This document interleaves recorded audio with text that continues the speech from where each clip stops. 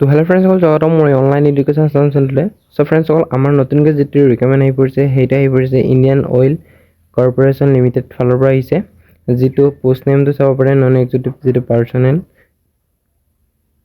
And যিটো vacancies খালী পৰিছে 467টা যিটো ভেকেঞ্চিজ খালী পৰিছে, যিটো কেটেগৰীটো হ'ব অল ইণ্ডিয়ান জব, যিটো জব টাইপটো হ'ব গভৰ্ণমেণ্টে। চ' ইয়াত চাব পাৰে যিটো জব লোকেশ্যন হ'ব অল ইণ্ডিয়া এণ্ড যিটো এপ্লিকেশ্যন মোডটো হ'ব অনলাইন এণ্ড যিটো এপ্লিকেশ্যনৰ লাষ্ট ডেট হ'ব 21/8/2024। এণ্ড ফ্ৰেণ্ডসকল যদিহে আপোনালোকে মোৰ চেনেলটো প্ৰথমবাৰ ভিজিট কৰিছে তেনেহ'লে ভিডিঅ'টো লাইক কৰিব আৰু যিমান পাৰে নিজৰ ফ্ৰেণ্ডসকলক শ্বেয়াৰ কৰিব আৰু লগতে চেনেলটো ছাবস্ক্ৰাইব কৰি ৰাখিব এনেকুৱা ধৰণৰ ৰিকমেণ্ড ভিডিঅ' পাবৰ কাৰণে।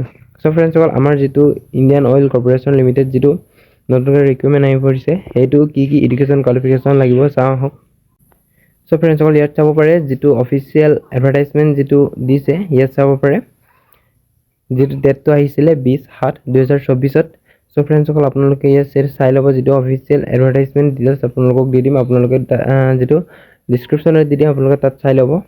আমাৰ যিটো ইম্পৰ্টেণ্ট ডেটছ আপোনালোকক কৈ দিছোঁ, এপ্লিকেশ্যনৰ ষ্টাৰ্ট ডেটটো হৈছিলে 22/7/2024 আৰু এপ্লিকেশ্যনৰ লাষ্ট ডেটটো হ'ব 21/8/2024 এণ্ড যিটো ফ্ৰী পে'মেণ্ট লাষ্ট ডেটটো হ'ব 21/8/2024 এণ্ড যিটো এপ্লিকেশ্যনৰ ফিজটো ইয়াত চাব পাৰিব যিটো OBC EWS আৰু জেনেৰেলৰ কাৰণে 300 টকা, যিটো আৰু ST SC PWBDৰ কাৰণে কোনো ধৰণৰ ইয়াত এপ্লিকেশ্যনৰ ফিজ নাই।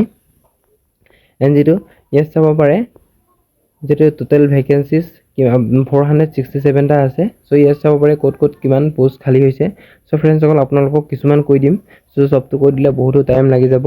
এণ্ড আমাৰ যিটো জুনিয়ৰ ইঞ্জিনিয়াৰ এছিষ্টেণ্ট তাত 190টা পোষ্ট আছে এণ্ড যিটো জুনিয়ৰ ইঞ্জিনিয়াৰ এছিষ্টেণ্ট 4 যিটো ইয়াত চাব পাৰে PNU তাত 33টা যিটো ভেকেঞ্চিজ খালী হৈছে total post and junior engineer assistant 4 যিটো PUNONMত যিটো 22টা পোষ্ট খালী হৈছে। চ' ইয়াত চাব পাৰে আপোনালোকে চাই ল'ব যিটো জুনিয়ৰ ইঞ্জিনিয়াৰ এছিষ্টেণ্ট যিটো electrical and junior technical assistant তাত 25টা যিটো পোষ্ট খালী হৈছে and junior engineer assistant 4 mechanical and junior technical এছিষ্টেণ্টত যিটো 50টা যিটো ভেকেঞ্চিজ খালী হৈছে আপোনালোকে চাই পেলাই যদি এপ্লাই কৰিব পাৰিব। যিটো জুনিয়ৰ কোৱালিটি কণ্ট্ৰল এনালিষ্ট 4 তাত 21টা ভেকেঞ্চিজ খালী হৈছে, টোটেল 400 যিটো ভেকেঞ্চিজ খালী হৈছে। আৰু যিটো পাইপলাইন ডিভিজন যিটো ইয়াত কিমানটা পোষ্ট খালী হৈছে চাই লওক। যিটো ইঞ্জিনিয়াৰিং এছিষ্টেণ্ট ইলেক্ট্ৰিকেল যিটো গ্ৰেড 4ত আপোনালোকে চাব পাৰিব 15টা পোষ্ট খালী হৈছে। যিটো ইঞ্জিনিয়াৰিং এছিষ্টেণ্ট মেকানিকেল গ্ৰেড 4ত যিটো 8টা পোষ্ট খালী হৈছে। চ' টোটেল ইয়াত 67টা যিটো খালী হৈছে।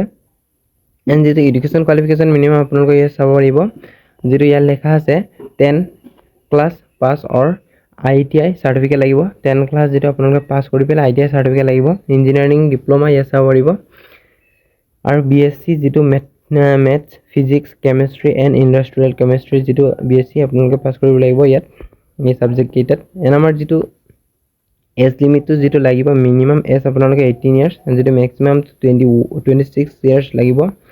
এণ্ড যিটো এজ ৰিডাকশ্যন ইয়াত চাব পাৰে age reduction is age up to 5 years for ST SC and 3 years for OBC NCL কেণ্ডিডেটৰ কাৰণে। এণ্ড যিটো চিলেকশ্যন প্ৰচেছটো ইয়াত চাব পাৰিব প্ৰথমতে আপোনালোকক কম্পিউটাৰ বেছড টেষ্ট হ'ব এণ্ড ছেকেণ্ডটো হ'ব স্কিল, তাৰপিছত প্ৰফিচিয়েঞ্চি এণ্ড ফিজিকেল টেষ্ট হ'ব, তাৰপিছত আপোনালোকৰ যিটো চিলেকশ্যন হৈ যাব।